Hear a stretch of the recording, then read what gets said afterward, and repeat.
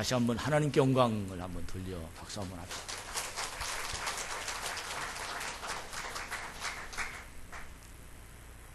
오늘 이 시간이 하나님의 큰 은혜와 능력이 여러분 속에 가득 임재되기를 주님의 이름으로 축원합니다.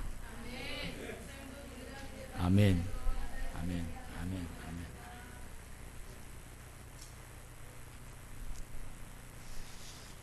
어떤 우화에 나와 있는 이야기를 책을 통해서 읽고 저에게 큰 은혜가 돼서 여러분에게 소개를 합니다. 왕이 아침에 일어나서 왕궁에 나왔습니다. 나와서 산책을 하면서 우리나라 백성들이 어떻게 사나 하고 쭉 둘러보러 다니는데 마침 왕이 가는 그 길목에 거지 한 사람이 동냥을 하고 있었습니다. 그래서 이 왕이 마음이 좀 아파서 너무 남루한 옷을 입고 또 얼굴 표정이 너무 안 됐어서 불쌍한 마음이 들어서 이 왕이 그 동냥하는 그 거지에게 내가 너한테 뭘 좀 해줬으면 좋겠냐 그렇게 질문을 했습니다. 그랬더니 거지가 질문이 끝나자마자 아유 왕이요 폐하 그러면서 그 대답을 이 동양 그릇에 돈으로 좀 채워줬으면 좋겠습니다. 그렇게 아주 그냥 당당할 뿐만 아니라 당연한 듯이 그 거지가 왕에게 그 대답을 했습니다. 그래? 그러면 내가 내 소원대로 이 동양 그릇에게 내 돈을 가득 채워주마. 그리고는 신하에게 부탁해서 더 왕궁에 들어가서 이 그릇에 채울 만큼 돈을 좀 가져다가 이 동양 그릇을 좀 채워줘서 저놈이 좀 기쁘게 좀 해줘라. 예, 왕이요. 그리고는 왕이 말을 듣고 신하 한 사람이 쏠살같이 왕궁에 들어가서 돈을 그 그릇에 채울 만큼 돈을 갖다가 탁 넣는데 왕은 그리고 그 신하는 그 그릇에 돈이 가득 쌓여서 거지가 기뻐할 줄 알았는데 돈이 들어가자마자 그 그릇에 돈이 하나도 없어지는 거예요. 그러니까 이 왕이 깜짝 놀라가지고 이거 어떻게 된 거냐 그러더니 두 번째로 가서 또 한번 갔다가 부어라. 그래서 두 번째로 막 달려가서 왕궁에 가가지고 돈을 또 잔뜩 깎아서 그 동양 그릇에 돈을 가득 채워놨는데 그냥 넣자마자 그 동양 그릇에 돈이 또 싹 없어지는 거예요. 이게 한 번, 두 번, 세 번, 10번까지 이 동양 그릇에 돈을 갖다 넣는데 돈이 갑자기 하나도 없어지는 그 모습을 보면서 왕이 두 손을 번쩍 들고 야 이놈아 내가 너한테 졌다. 그러면서 왕이 거지에게 질문을 합니다. 도대체 저 동양 그릇이 저 무엇으로 만들어졌는고?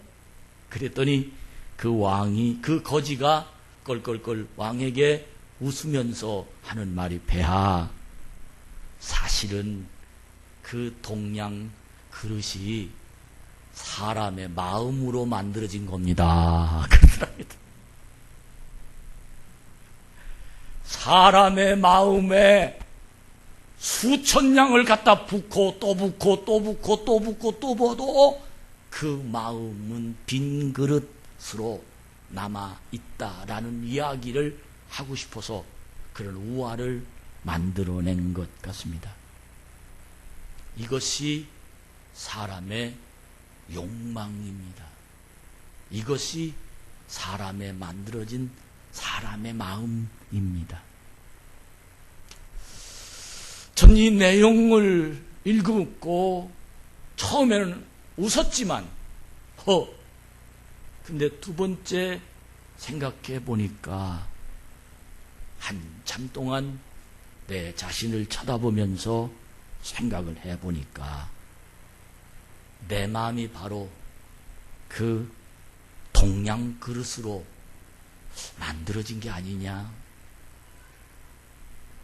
내 마음이 그 동양 그릇으로 만들어진 그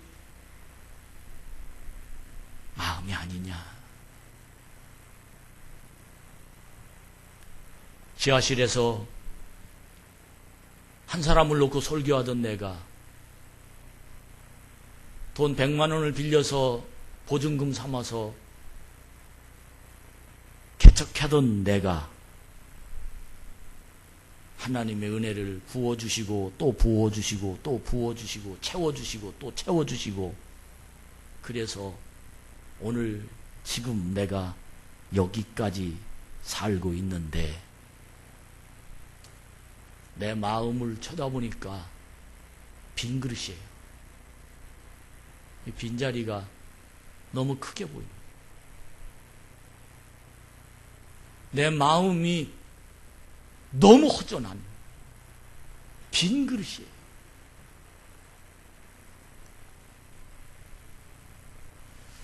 성령님께서 이건 나에게 들으라고 하신 말씀이구나. 성령님 감사합니다 하면서 제 마음에 하나님의 성령께서 내 마음을 만져주시는데, 말씀이 나를 끌고 가시는데, 그 끌고 가시는 찬양이 438장 찬양이 내 속에서 나를 끌고 가게 하셨습니다. 그 중에 3절이 내 마음을 너무너무 짓누르고 내 마음이 감동을 주셨는데, 그 마음을 하나님 앞에 고백하며 설교를 준비했습니다. 할렐루야. 하늘나라, 그 어디나 하늘나라, 초막이나 궁궐이나 상관하지 아니하고 주님을 모신 그곳 그 어디나 하늘나라 하는 이 찬양 가사가 내 속에 꿈틀거리면서 믿음이 있는 곳이란 바로 하나님 나라구나 하는 깨달음이 생겼습니다. 여러분, 하나님의 전능하심을 믿고 하나님이 못하실 것이 없으시며 하나님이 계시면 무엇이든지 길이 있고 하나님이 함께 하시면 다 하나님의 역사가 일어난다는 사실을 믿는 내가, 뿐만 아니라 하나님 날 사랑하셔서 하나밖에 없는 아들 죽이기까지 나를 값주고 사셔서 지금도 그 하나님 아들 예수의 능력이 성령으로 지금도 활동하시면서 모든 것을 내 머릿속에서 가르쳐 주시고 생각나게 하시고 나를 인도하시고 나에게 지혜를 주시고, 그 하나님의 은혜가 내 속에서 지금도 역사하고 활동하고 계심이 내 마음이 분명한데, 내 마음에 믿음이 있는데, 내 마음 속에서 천국이 분명히 활동하고 내 마음이 천국인데, 계속해서 내 자신을 쳐다보면 동양 그릇처럼 무언가 쏟아부어도 없고 무언가 있어도 없고 무언가 가득 차도 없고 무언가 내 속에서 나의 마음속을 채워줄 것이 없는 내 자신을 쳐다보면서 하나님 앞에 얼마나 회개했는지 알 수 없습니다. 사랑하는 우리 참 좋은 교회 성도 여러분, 오늘 이 말씀은 여러분도 들어야 되지만 저도 꼭 들어야 할 말씀입니다. 오늘 내 주 예수 모신 곳이 그 어디나 하늘나라, 그 천국이 내 마음속에, 그리고 여러분의 마음속에 회복이 되셔서 행복한 세상을 삽시다. 주님을 사랑하는 내 마음이 가득 차 있어서 어떤 일을 봐도, 무슨 일을 봐도, 어떤 생각을 해도, 어떤 상황에 놓여 있어도, 무엇을 바라보고 어떤 환경이 내 속에 다가온다 할지라도 말만 그런 것이 아니라 날씨가 무더워도 지금 나에게 가장 어려운 모습, 가장 어려운 힘든 그런 일들이 내 앞에 다가와도 하나님이 나와 함께 계시는 나는, 하나님 나라에 살고 있는 나는 지금 이 순간이 천국이다, 그렇게 고백하며 살아가는 행복한 거룩한 은혜 있는 믿음의 복된 백성, 하나님의 자녀가 됩시다. 하나님을 믿는 믿음은, 하나님을 믿는 사람은 절망과 고난 속에서도 언제나 하나님이 든든히 옆에 계셔 주시기 때문에 그곳에서도 형통한 길이 보여집니다. 이것이 믿음의 사람입니다. 깜깜절벽에 아무도 날 도와줄 리 없어도 하나님이 한 번만 퍼뜩이는 지혜를 주시면 그곳에 환한 고속도로처럼 내가 가야 할 절망 가운데 선 나가, 고통 속에 서 있는 내가 하나님의 은혜로운 대로를 걸어갈 수 있는 하나님의 길이 나에게 보여주십니다. 행복을 꿈꾸던 사람이 불행하여 울고 있습니다. 성공에 불탔던 의욕적으로 세상을 살아가던 사람들이 그 의욕을 완전히 떨어뜨려 실망의 직전에 놓여 있습니다. 세상을 다 자기 것으로 삼을 만큼 열정에 사로잡혀 있어서 최고를 꿈꾸던 사람이었는데 지금은 완전히 어깨를 척 늘어뜨리고 세상을 원망하며 나는 아무것도 알 수 없는 사람처럼 무능하게 내 자신을 쳐다보고 세상 속에서 가장 저 끄트머리에 꼴찌로 내 자신이 앉아있는 모습이 초라해질 때 얼마나 많은지 알 수 없습니다. 저는 그 이유가 뭘까? 그렇게 당당하던 사람, 그렇게 어디 가든지 무언가 아이디가 파떡파떡 떠올랐던, 무언가 세상에서 중심에 서 있던 그 사람이었는데 지금 뭘까? 많은 사람들은 그 이유를 돈 떨어져서 그래, 실패해서 그래, 그렇게 자본주의 국가에서만 판단하는 그 모습으로 그 사람을 평가하고 본인도 지금이라도 내가 돈만 있다면, 지금이라도 나에게 어떤 그 자리에 서 있다면 그렇게 자기 자신을 평가하고 사람들도 그렇게 판단하지만 전 오늘 성경을 읽고 하나님이 나에게 주신 말씀을 들으면서 그 이유가 뭘까? 왜 행복했던 사람이 불행하고 열정에 사로잡혀 무엇인가 할 수 있었던 사람이 아무것도 할 수 없는 우울증에 빠져 괴로워하는 불안한 세상을 살고 있을까를, 세상은 돈이라고 보지만 전 오늘 이 성경을 읽으면서 분명하게 하나님이 나에게 말씀을 주셨는데 그 말씀이 무엇이냐면 너 강도 만났어. 옆 사람에게 한번 가르쳐 주세요. 당신 강도 만났습니다. 시작.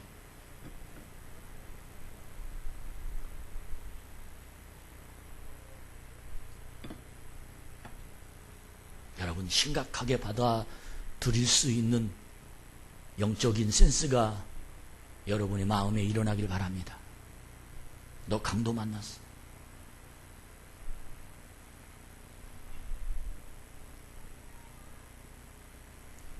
그 동양 그릇이 왜 내 마음에 들어왔을까?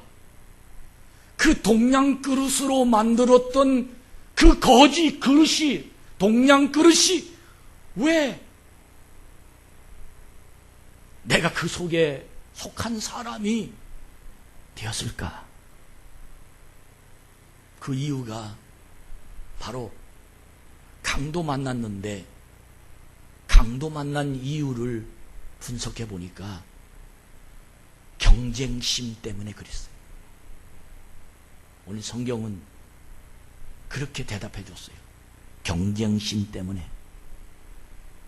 강도 만난 사람의 특징은 살고 보자. 거반 죽을 쯤 된 거예요. 살고 봐야 되는 겁니다. 강도 만난 사람의 특징은 목숨부터 유지해야 되는 겁니다. 그것이 바로 경쟁심을 부추깁니다. 지금 브라질 리우에서 올림픽이 진행되고 있습니다. 모든 선수들은 눈이 반짝반짝반짝반짝 빛납니다. 그들은 그 경기에서 이겨야 되기 때문입니다. 그리고 이기기 위해서는 경쟁력이 당연히 있어야 합니다. 최고가 되려는 것입니다. 눈물 나는 연습을 서름을 수도 없이 올라갔다 내려갔다 탈락됐다 또 수없이 많은 일들이 그에게 벌어져서 리우라는 곳으로 갔고 그곳에서도 지금 간발의 차이로 금메달이냐 은메달이냐 아니면 예선 탈락이냐 하는 그 경쟁심이 그 속에서 불타오르고 있습니다. 저는 우리 교회 호영이를 생각이 났습니다. 국가대표로 열심히 평창올림픽 준비하고 있다가 어떤 경쟁을 붙여서 국가대표를 다시 조정하는 과정 속에서 국가대표가 탈락이 됐어요. 국가대표였을 때는 다른 나라에 가서 뭐 시합을 한다거나 뭘 하면 다 국가에서 대주고 그리고 돈도 나오고 그러는데 탈락이 되니까 어딜 가면 자기 돈으로 들어가야 되고 그리고 그 속에 할 수가 없어요. 마음이 얼마나 안타까운지. 딱 한 번 실수로 국가대표가 탈락이 된 겁니다. 지금은 다시 연습하면서 저하고 카톡이 주고받으면서 너 할 수 있다고 용기를 주고 기도해 주고 있습니다. 여러분 기도해 주세요. 경기는 경쟁력을 높여 이겨야 되지만 경기는 다시 노력해서 실력을 쌓아서 이겨야 되지만 그러나 강도 만난 인생은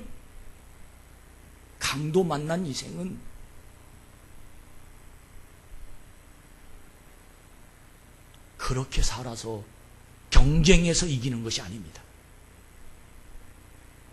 내가 왜 이렇게 됐나? 경쟁에서 졌기 때문이 아니라 내가 왜 이렇게 힘드나? 내가 왜 이렇게 또 먹고 또 힘들고 또 내가 또 가지고 또 가져도 내 마음이 계속 비운 이 마음일 수밖에 없을까? 그것은 바로 경쟁력이라는 경쟁심이라는 다른 사람보다 더 커보려야 되는 그것 때문에 내가 마음에 강도 만나서 계속 내 마음이 비워 있을 수밖에 없다는 겁니다.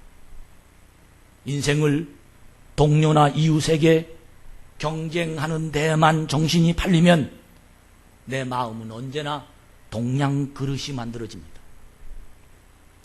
이기면 또 이겨야 됩니다. 올라가면 또 올라가야 됩니다.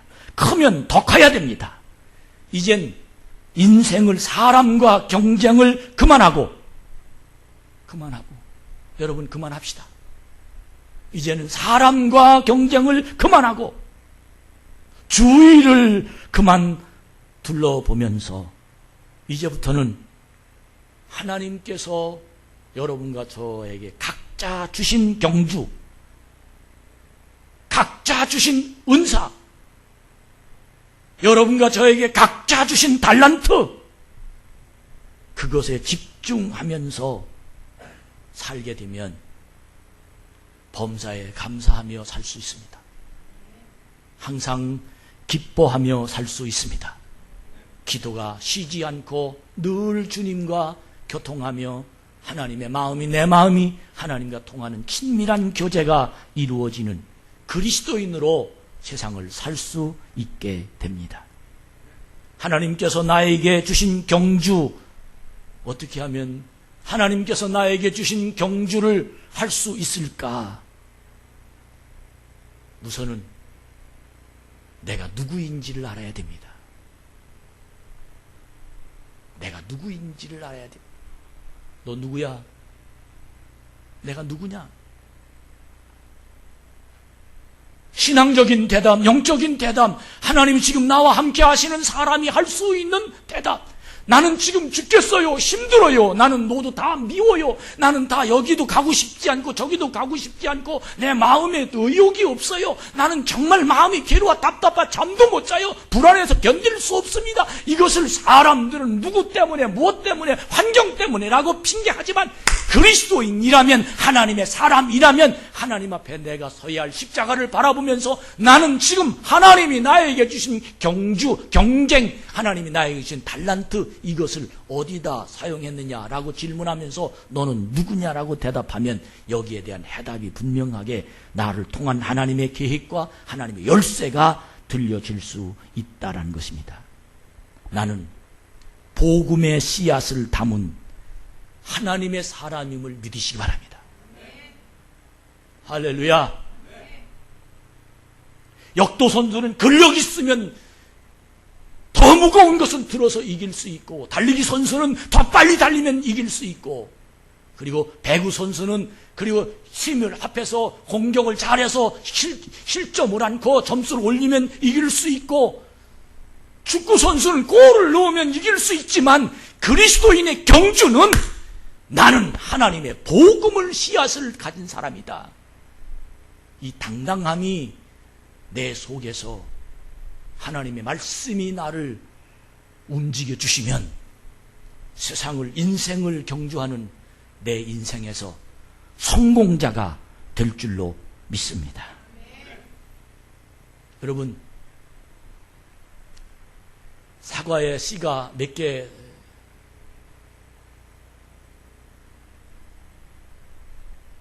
들었나요?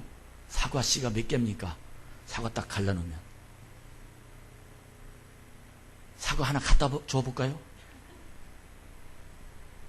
그건 사과를 뽀개보면 알 수 있습니다. 그러나 사과 씨 안에 사과가 몇 개일까요? 사과 안에 사과 씨는 셀 수 있지만 사과 씨 안에 사과는 셀 수가 없습니다. 그 씨앗을 심어서 몇 개가 나올지 아무도 모릅니다. 복음의 씨앗이란 바로 내 속에 예수가 심어지면 나는 어떤 사람이 될 줄 하나님만이 아십니다. 이것이 하나님의 능력입니다. 저의 머릿속에는 많은 정보가 있습니다. 정보를 모르면 많은 사람에게 물어봅니다. 세상 사람과 하나님의 사람의 차이는, 세상 사람은 정보로 끝납니다. 정보를 통해서 뭔가 하려고 애씁니다. 그러나 하나님의 사람은 정보를 알면 엎드립니다. 왜? 복음의 씨앗이 내 속에 담아있기에 이제부터는 하나님이 하시는 겁니다. 여러분, 내 이웃과 경쟁하지 말고 강도 만난 그 강도를 물리치며 하나님의 능력이 여러분 속에 임하는 자가 되기를 축복합니다. 나는 복음의 씨앗이 담아있는 사람입니다. 그러므로 내 씨앗에 무엇이 열릴 줄 아무도 모릅니다. 어떤 사람이 될지 하나님만 아십니다. 나는 작은 사람으로 살 수가 있는 것이 아니라 하나님이 원하는 사람으로 살 수 있습니다. 하나님이 함께 하시면 반드시 통로가 있고 길이 있으며, 하나님은 나를 통해서 능력이, 열매가 주렁주렁 맺어지는 하나님의 길이 나타나게 될 줄로 믿습니다. 그러므로 복음의 씨앗이 담아있는 사람은 무엇이든지 가능합니다. 어떤 일이든지 길이 있습니다. 어떤 일이든지 하나님의 권세가 그 속에서 나를 움직일 수 있습니다. 마태복음 25장 28절부터 30절까지 말씀해 보면, 특별히 28절에 보면 그에게서 그 1달란트를 빼앗아 10달란트 가진 자에게 주라. 여기 10달란트 가진 자에게 주라는 말이 의미가 아니고 1달란트 가진 자를 빼앗아라는 것에 의미가 있는 겁니다. 난 이 성경을 읽으면서 깜짝 놀라는 하나님의 메시지를 받습니다. 많은 사람들이 1달란트만 있으면 10달란트 받은 사람에게 너 저 1달란트 받은 사람을 나눠줘라. 그래서 넌 많이 갖고 있으니까 너 1달란트 불쌍하지 않느냐? 나눠줘서 살아라. 그렇게 예수님이 말씀하실 줄 알았습니다. 그것이 신앙인 줄 알았습니다. 그것이 신앙의 어떤 공인 줄 알았습니다. 그런데 예수님이 비유로 말씀하시되 강력하게 1달란트 받은 자에 있는 것을 빼앗아 10달란트 가진 자에게 줘라 라고 얘기하면서 덧붙여 설명하기를 있는 자는 받아도 풍족하고 없는 자는 있는 것까지 빼앗기리라고 말합니다. 왜 이런 말씀을 하나님이 우리에게 주시는 것입니까? 그것은 바로 10달란트 받은 사람은 누구이며 1달란트 받은 사람은 누구이냐를 가리키는 겁니다. 10달란트 받은 5달란트 받아서 5달란트 받은 남긴 사람은 하나님의 복음의 씨앗이 담아있는 사람이지만 1달란트 받은 사람이 1달란트를 땅에 묻어서 가지고 온 사람은 그는 복음의 씨앗이 없는 사람입니다. 하나님의 사역을 풍성하게 열매를 맺는 사람은 그 속에 하나님의 능력이 그를 인도하고 주장해서 풍성하게 더 큰 열매를 맺지만 그렇지 못하여 받은 자기 신앙만 유지하는 사람은 그는 1달란트 받은 그 사람이 되어 그에게 얼마나 많은 은사를 주었는데 그에게 얼마나 많은 신바람 나는 세상을 예전에 내가 신앙생활할 때는 예전에 내가 은혜 받을 때는 예전에 내가 하나님의 교회를 섬길 때는 예전에 내가 축복을 받을 때는 간증을 하면 거의가 다 예전 간증을 하는 사람은 지금 계산할 때 그 예전 간증 것을 빼앗아 지금 현재 풍성한 사람에게 나눠줄 수밖에 없다라는 하나님의 말씀입니다. 여러분, 오늘 이 말씀을 여러분과 제가 듣고 다시 한번 내 안에 계신 주님을 찬양하며 5달란트 받은 자가 되어 풍성하게 누리는 하나님의 권능이 일어나길 주의 이름으로 축복합니다. 그는 사람과 경쟁하지 않았습니다. 그는 사람에게 커 보이려고 살지 않았습니다. 그는 사람 때문에 자기가 움직이지 않았습니다. 하나님이 주어진 능력을 어떻게 하면 나에게 더 크게 하나님을 기쁘시게 할까를 5달란트와 2달란트 받은 자는 몸부림치며 주인의 즐거움에 참여했던 것입니다. 전 이 사람을 성경에서 2사람을 구약에서 한 사람, 신약에서 한 사람을 찾았는데 그 신약에서 찾은 사람은 누구이냐면 바로 과부의 두렛돈을 하나님께 받으시는 장면이었습니다. 부자는 하나님 앞에 헌금을 드립니다. 하나님이여, 내가 가난한 사람을 도왔습니다. 하나님이여, 내가 하나님의 교회를 건축했습니다. 하나님이여, 내가 누구를 사랑했습니다. 하나님이여, 내가 누구에게 무엇을 주었습니다. 하나님이여, 제가 하나님의 하실 일을 제가 다 했습니다. 하나님 주여, 저의 마음을 받아주시오. 저를 긍휼히 보아주시오. 저를 앞으로 더 큰 사람으로 하나님 사용하여 주옵소서. 그렇게 하나님 앞에 기도하는 것이 어쩌면 자기 자랑처럼 하나님 앞에 기도를 했습니다. 그러나 한 사람은 저 모퉁이에 하나님을 볼 수 없이 죄송해서 견딜 수 없이 하나님 앞에 기도하고 그 하나님께 헌금을 드리는데 두렵던 자기 생활부 전부 그걸 드리면서 하나님 앞에 너무 죄송해서 마음을 상해하면서 하나님 저 이거밖에 없습니다. 누구의 기도와 누구의 것을 받으셨겠느냐? 하나님은 바로 과부의 두렵돈을 하나님이 받으셨습니다. 할렐루야. 이 사람이 바로 자기에게 준 능력을 세상과 경주하지 아니하고 복음을 담은 그 복음으로 하나님 앞에 능력을 경주하는 놀라운 메시지가 담아 있습니다. 열왕기상 17장 8절부터 11절까지 말씀을 읽어보면 그 말씀에 엘리야가 하나님이 보내심을 받는 곳으로 갑니다. 그곳이 어디냐면 사르밧이라는 곳으로 갑니다. 엘리야야, 예, 너 지금 빨리 사르밧으로 가봐라. 예, 알았습니다. 엘리야 지금 배가 고픕니다. 엘리야가 지금 너무 허기진 채 있었습니다. 그런데 사르밧으로 가면 그곳에 과부 한 사람이 있을 텐데 너를 대접하는 사람이 있을 것이다 라고 말합니다. 갔습니다. 갔더니 아닌 게 아니라 어느 한 과부가 허리가 구부정하게 있어서 그리고 나뭇가지를 지우면서 지금 아주 피곤한 기색을 하고 이제 있었습니다. 그래서 엘리야가 그 과부에게 하나님이 보내신 명령을 순종하면서 엘리야가 그 과부에게 명령합니다. 여보세요. 예, 저는 하나님이 보낸 엘리야라는 선지자입니다. 저 당신 집에 있는 거 뭐든지 좋으니 다 내게로 가져오십시오. 내가 그것 좀 먹어야 되겠습니다. 라고 그에게 명령합니다. 그 여인이 깜짝 놀랍니다. 아니 하나님 너무 하신 거 아닙니까?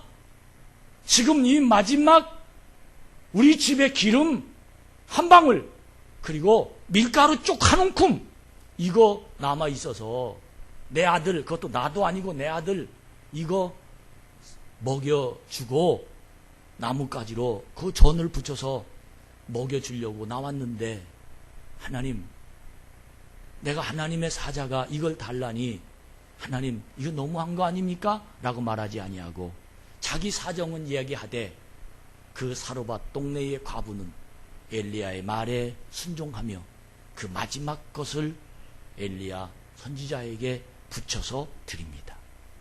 놀라운 건 그 뒤로 사르밧 과부의 기름통에 기름이 떨어지지 않고 밀가루통에 밀가루가 떨어지지 아니하였더라. 여러분 질문합시다. 엘리야를 배불리게 하려고 사르밧 동네 보냈습니까? 아니면 사르밧 과부에게 기름통에 밀가루통을 떨어지지 아니하려고 엘리야를 보냈습니까? 저는 이 내용을 읽으면서 믿음을 가지고 있는 사람의 경주란 바로 이런 거다. 이 사람은 어떤 세상과 경주하지 아니하고 무슨 소리야 지금? 여러분 전쟁 난다는 소리 한번 들어보십시오. 저 슈퍼 가게 라면이 남아나질 않습니다. 집에다 싸놓느라고. 나부터 살아야 돼. 그 상황에 목사가 찾아가서 그거 나부터 한 세상에 저런 목사가 무슨 저것도 목사야? 그렇게 볼 겁니다. 그러나 믿음의 경주는 하나님부터입니다. 할렐루야. 하나님 우선주의입니다. 그걸 실천한 사람에게 하나님은 놀랍도록 자기와 다른 사람과 경주하고 경쟁하는 것이 아니라 내 안에 주신 하나님의 믿음을 가지고 하나님의 능력을 표현하는 사랑하는 사람들에게 하나님의 주시는 그 모습이 얼마나 내 마음에 감동이 되었던지. 사랑하는 여러분, 하나님을 믿는 믿음의 경주를 오늘 이 시간부터 출발하시기를 주의 이름으로 축복합니다. 이것이 어쩌면 리우올림픽에 가서 금메달을 따는 것보다 여기에서 내 자신과 싸워서 내 마음이 동양 그릇이 아니라 하나님과 내 자신의 주신 믿음과 싸워서 이기고 나면 그 리우올림픽에 딴 금메달보다 훨씬 더 내 인생이 미래가 결정되는 복 있는 하나님의 영광이 돌려지게 될 줄로 믿습니다. 오늘 본문은 누가복음 10장 25절에 보니까 예수를 시험하는 질문을 시작됩니다. 누가? 율법학자가. 오늘 누가복음 10장 25절에 보니까 어떤 율법교사가 일어나 예수를 시험하여 이르되 선생님 내가 무엇을 하여야 영생을 얻을 수 있습니까? 라고 누가 율법학자가 예수님에게 영생에 관한 걸 질문합니다. 율법학자는 영생을 가르치는 학자입니다. 근데 예수님의 영생과 자기가 가지고 있는 영생을 아니면 다른 사람에게 더 자기가 예수님보다 훨씬 더 영생을 잘 안다라고 그리고 예수님이 잘못 대답하는 그 웅덩이를 파놓고 지금 예수님을 시험하는 내용이 시작된 모습이 누가복음 10장 25절부터 시작됩니다. 몰라서 질문했습니까? 아닙니다. 예수님이 누군가? 저 사람이 능력이 얼마나 있나? 예수님 말하는 그 영생이 사실인가? 자신이 가진 말씀과 지식과 지금 예수님과 경쟁하고 있는 겁니다. 자신의 능력을 사람들에게 더 돋보이게 하시려고 하는 일이 있는 겁니다. 예수님을 만나기 전까지만 해도 순수하게 그는 율법을 가르쳤습니다. 하나님의 전능하심을 가르쳤습니다. 많은 사람에게 존경받는 사람이었습니다. 근데 예수님을 만나고 난 다음부터 그는 순수성을 잃어버렸습니다. 왜? 자기보다 예수님이 훨씬 더 두드러진 모습을 보면서 그는 너무너무 마음이 아팠던 겁니다. 만약에 율법 학자가 하나님의 주신 경주에 집중하였더라면, 복음의 씨앗의 열매로 맺은 사람이었다면 그는 오히려 영생의 삶에 감사하며 기뻐하며 즐거워하며 주님과 함께하는 것이 행복한 시간이 되었을 것이지만 그는 예수님을 경쟁자로 삼았습니다.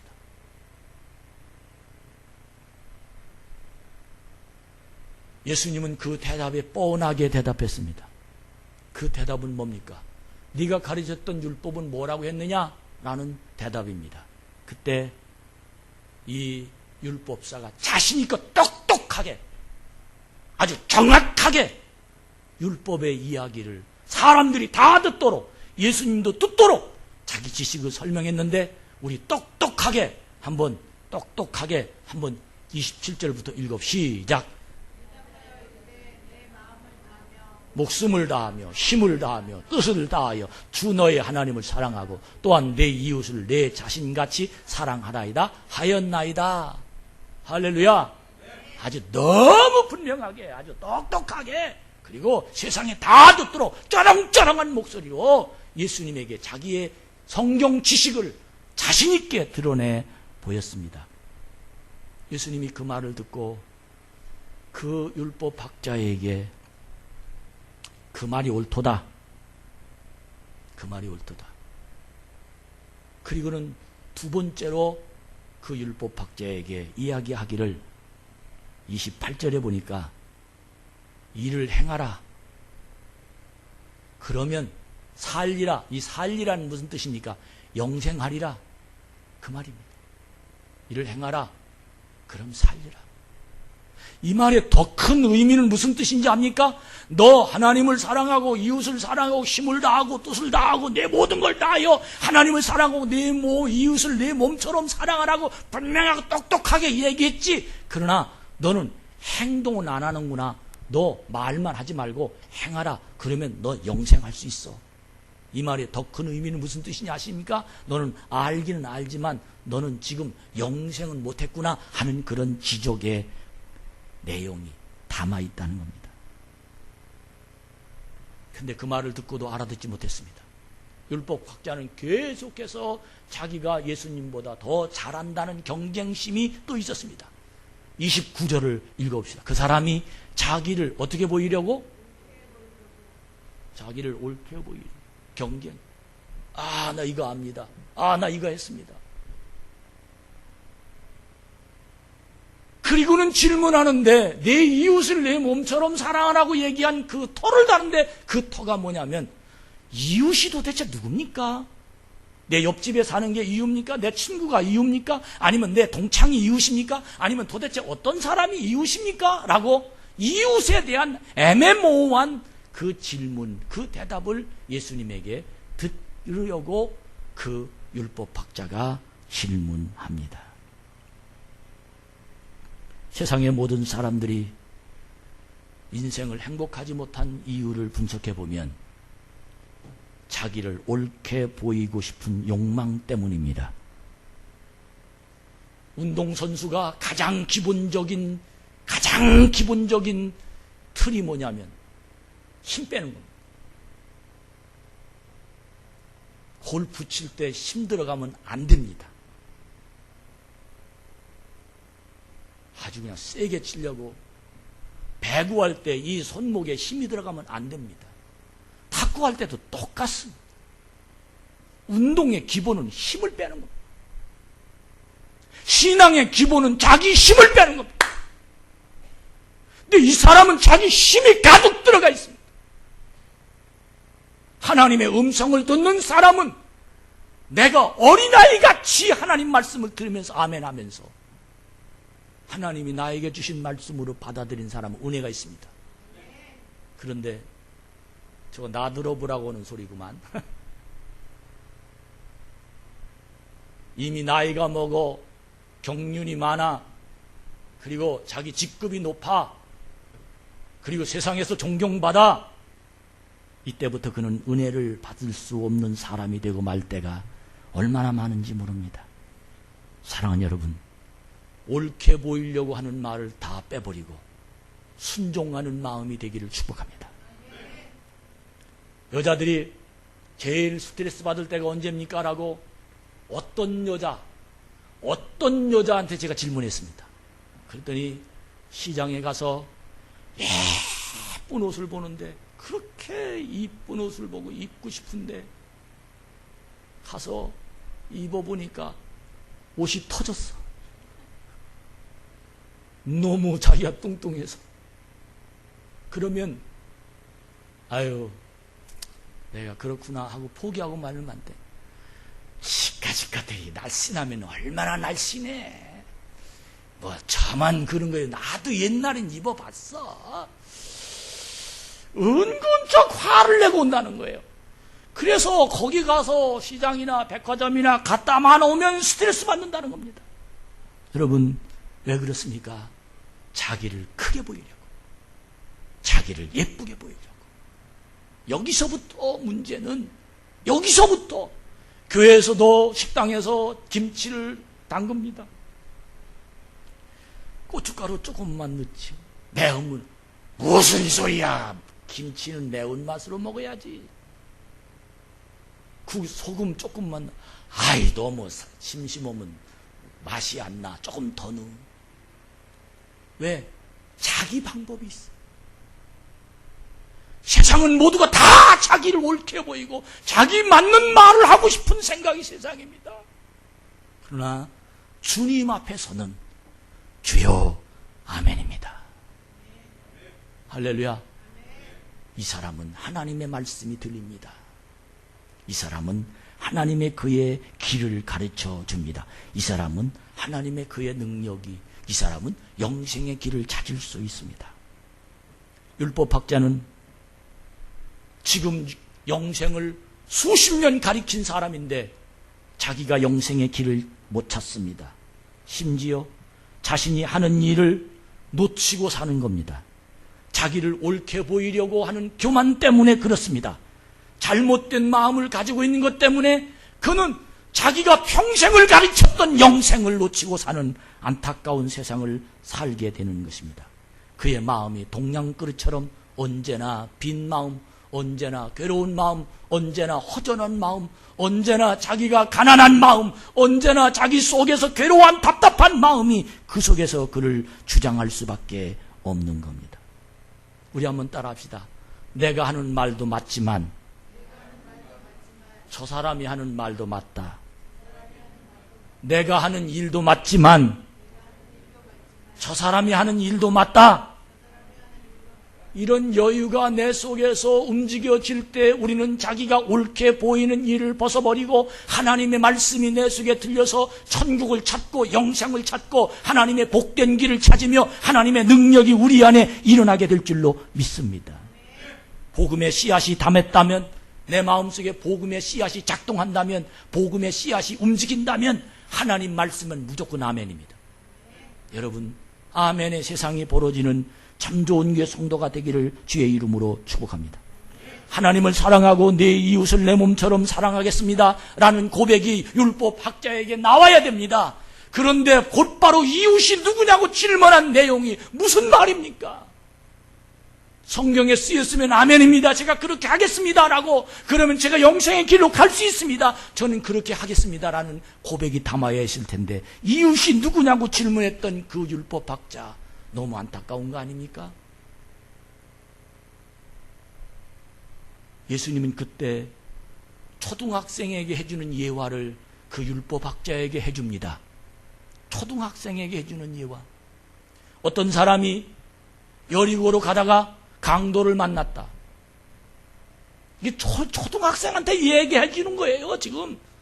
누구에게? 율법학자에게. 그 거룩한, 정말로 누구도 다 고개 숙였던 저명한 인사인 그 사람에게, 초등학생에게 이 예화를 지금 해드리는 겁니다. 저 여리고로 가다가 강도를 만났어. 근데 저쪽에 쳐다보니까 다 거반 죽을 쯤 됐어. 근데 제사장이 지나갔어. 쳐다보지도 않고 갔어. 레위인이 지나갔어. 쳐다보지도 않고 지나갔어. 왜 그 말을 했겠습니까? 강도 만난 사람을 구원하는 1차적인 책임은 레위인과 제사장에게 있다는 겁니다. 이것이 영생을 가진 사람이 가지고 있는 심령의 작동입니다. 적어도 교회 안에 어려움이, 적어도 문제가 있는, 적어도 이 여러분 주위에서 많은 일들이 생기면 하나님의 복음의 씨앗을 담은 사람이 가지고 있는 특징은 하나님 편에 딱 서서 주의 이름으로 나아가는 겁니다. 근데 자기에게 조금이라도 누가 있을까봐 쳐다보지도 않습니다. 근처도 안 합니다. 강도가 있는지도 모르고 그냥 지나치고 막. 이것이 바로 율법학자에게 예화로 어떤 사람이라고 말하면서 이 사람을 예화로 가르치는 내용입니다. 그런데 그 중에 사마리아인, 이 말은 아주 예루살렘 유대인과는 상종하지도 않는, 이 말은 우리말로 표현하면 아주 쌍놈입니다.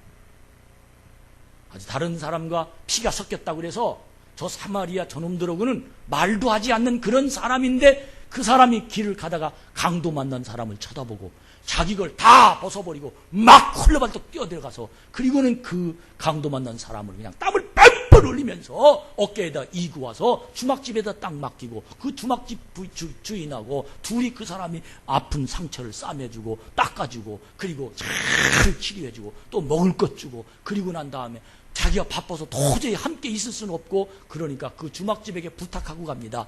주인장, 제가 도저히 시간이 지금 안 되니 혹이라도 돈이 더 들면 제가 돈을 더 드릴 테니 이 사람을 좀 잘 보살펴 주십시오. 그리고 갔다. 그러면서 율법학자와 예수님과 눈이 마주쳤습니다.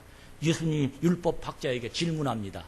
너 누가 이웃이냐? 너 이웃이 누구냐고 질문했지? 저 강도 만난 사람의 이웃이 누구냐? 그렇게 질문했습니다. 여러분, 누가 이웃입니까? 누가 이웃입니까? 누가 이웃이란 말입니까? 이 말의 대답을 율법학자는 정확하게 대답합니다. 그 이웃을, 강도 만난 자에게, 강도 만난 사람에게 사랑을 베푼 사람입니다 라고 이웃을 분명하게 규정. 그때 그 말을 듣자마자 예수님이 분명하게 말씀하시는, 너도 가서 그와 같이 하라, 그렇게 말합니다. 사랑하는 여러분, 기독교는 나로부터 행함이 시작됩니다. 법은 나를 빼놓고 잘못된 사람들의 상식으로 법의 저촉을 받습니다. 법은 들키지 않으면 죄인이 아닙니다. 기독교인은 들키지 않아도 내 마음이 하나님의 말씀이 담아서 흘러가기 시작하는 것입니다. 율법학자의 이웃은 법을 얘기한 것이지만 하나님의 이웃은 정을 얘기하는 것이고 사랑을 얘기하는 것이고 고통받는 자를 위해서 내가 어떻게 할 것인가를 지적하는 내용입니다. 전 그래서 오늘 제목을 내가 사랑의 길이다 라는 제목을 하나님 나에게 주셨습니다. 사랑하는 여러분, 왜 건너편에 잘못된 사람은 눈에 보이는데 내가 사랑하지 못한 것은 눈에 안 보이나요? 레위인입니다. 제사장입니다. 나는 내 주위에 수없이 많은 사람이 지금 죽어가고 강도 만나서 기도가 안 되는 사람, 찬양이 안 되는 사람, 교회가 오고 싶지 않은 사람, 심지어 누구 미워서 견딜 수 없는 사람, 그리고 내가 정말 하나님의 사역이 싫어서 정말 떠돌아다니는 엄청난 많은 사람이 많습니다. 누구 때문에라고 말? 아닙니다. 강도 만났습니다. 레위인과 제사장은 그들에게 왜 거긴가?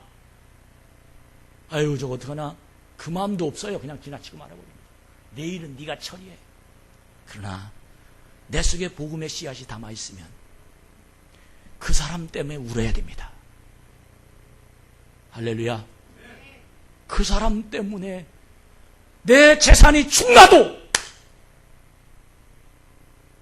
내 자존심이 상해도 그 사람을 살려놓고 봐야 됩니다.